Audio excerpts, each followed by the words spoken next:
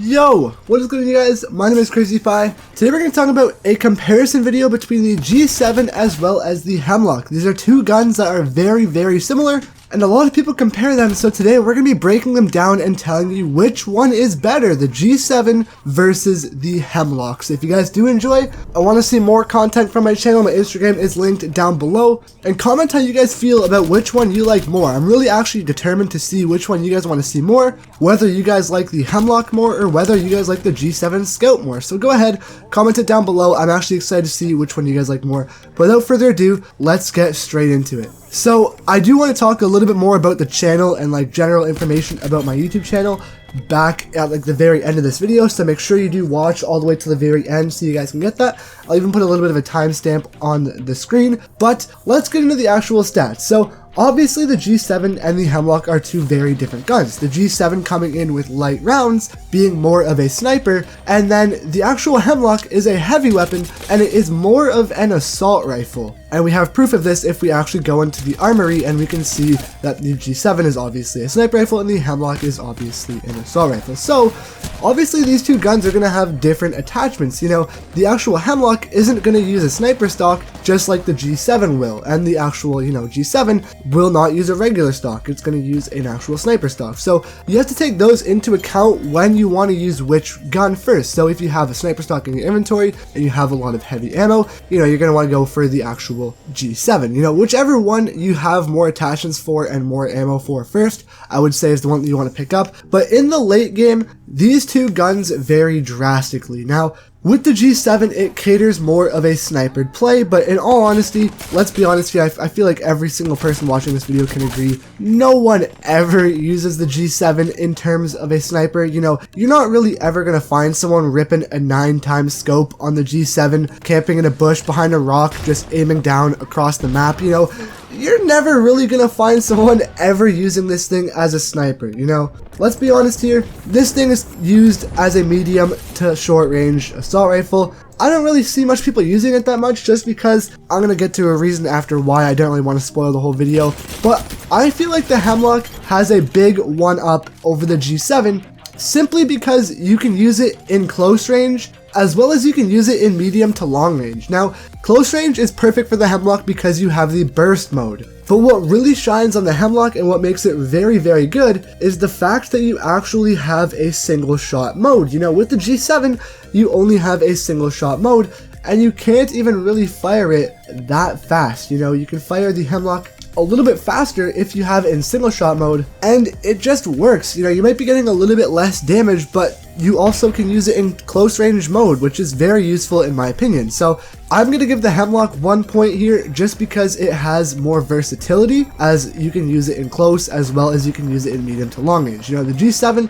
has a little bit of a slower fire rate. Yeah, okay, you can use it in close range, but if you're going to fight a Hemlok versus a G7 in close range, I would much rather use the Hemlok just because you have that burst fire mode. Alright, now let's get in terms of actual magazine size and what you can use. So obviously, you're going to want to find light mags for the G7, but when you first pick up the gun, the Hemlok takes an easy dub because the G7 only has 10 bullets in the mag. You only get 10 shots, whereas the Hemlok gets a solid 18. Now, yes, if you do use burst fire, you're going to run through the mag extremely quickly. However, you also have more shots if you're going to use this thing in single shot. Now, obviously, you're not going to want to use the Hemlok at burst if you're firing at long range. It's just a no-brainer. So, the Hemlok has to take the solid dub here just because you have more ammo and because you have bigger clips even if you do get extended mags on both of these guns. So ammo count definitely has to go to the Hemlok just because you can miss more shots and still end up getting the kill, just because of, if you have inaccuracy, you'll still have more ammo in the clip to make up for that. Now the biggest thing and the first point that I want to give to the G7 here has to do with damage. Now the G7, it hits like a pretty good truck. It hits 30 to the body shot, 60 damage every time you hit a headshot, and 27 every time you hit a leg shot. Now this is way better than the Hemlok, right? The Hemlok,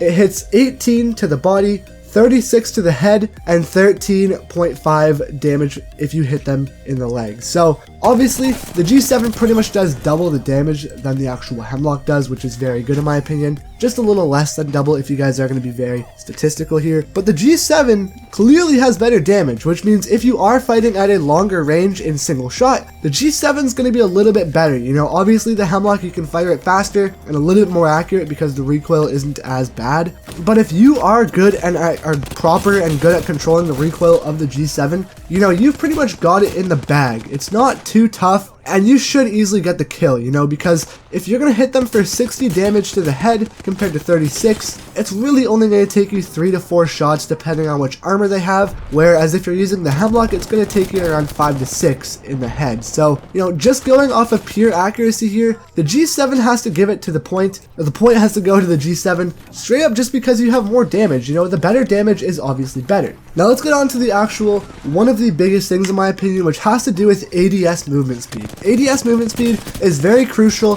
when you're trying to strafe. It is very crucial when you're trying to, you know, flank around the enemies and you're basically just trying to strafe in a gunfight. That's really the biggest point here. So ADS movement speed is huge. So what, they're not too different in my opinion, as they're only really like 14% difference, but the G7 has a 36% movement speed, which is going to be pretty slow in my opinion. You know, it's almost comparable to something like the longbow or something like the Spitfire, just because it is a sniper rifle. And then the Hemlok comes in at a 50% movement speed while you're aiming down sights. This is pretty big, you know, because if you are aiming down sights with the Hemlok and you're in a gunfight with someone that's aiming down sights with the G7, you'll be able to strafe a lot faster, which means A, you'll be able to dodge more bullets from the enemy, and they're going to move slower, which means you'll be able to hit a little bit more shots. You know, the biggest thing and why ADS movement speed matters so much is because when you're in a gunfight, you want to move as fast as possible when you're aiming down sights. Because if you're moving slower than the enemy, they'll be able to get more shots off on you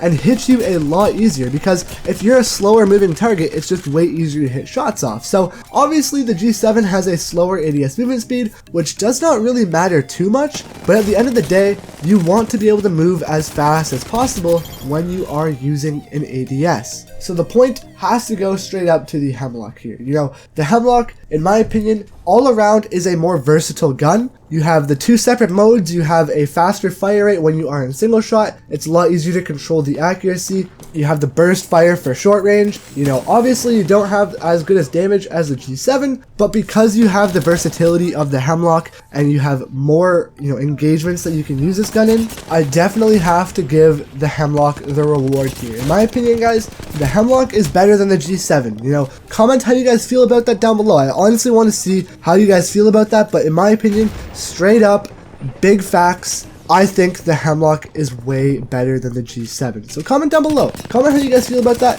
Just the versatility of the Hemlok in and of itself is better in my opinion. You know, the fact that you can use it in close range as well as long range makes it a better weapon in the start of a game as well as in the end of a game. It's way easier to combo another gun with the Hemlok than it is with the G7, just because you basically have 3 guns in your pocket when you're using the Hemlok. Short range, medium range, and then if you're using a longbow, you have long range as well. But yeah, thank you guys for watching this video. I hope you guys did enjoy. If you did, please feel free down below to leave a like and subscribe. I'm gonna try to make daily videos again very, very soon. I'm finally finishing up school. I am graduating next week Thursday, which it's incredible, you know, 12 years of school to just end in like one day. Very cool, very exciting, but I want to try and grind YouTube as hard as I possibly can this summer. I ran out of storage in my one external hard drive the other day, which means obviously kind of sucks. But I did actually get a new hard drive for my birthday. It has like 4 terabytes. My other one, I believe, only had 1 or 2 terabytes. This one's USB-C and it has 4 terabytes. So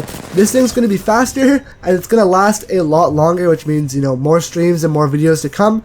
And I also got a new PS4 controller as well, which is pretty cool. So hopefully over the next, you know, couple of months in the summer, we're going to grind YouTube. We're going to try and revive my channel again, get it back up to a good smooth pace, and hopefully we hit 10,000 subscribers by the end of the summer. You know, that's a big goal of mine. I hope it does happen. It's going to be hard, it's going to be long, but it's going to be a fun journey that we're going to all ride together. So thank you guys for everything over the past few months. Summer is finally here. I cannot wait. I love you guys so much. I hope you guys have a wonderful rest of your day, and we'll see you guys later for another video. Thank you guys. Peace out.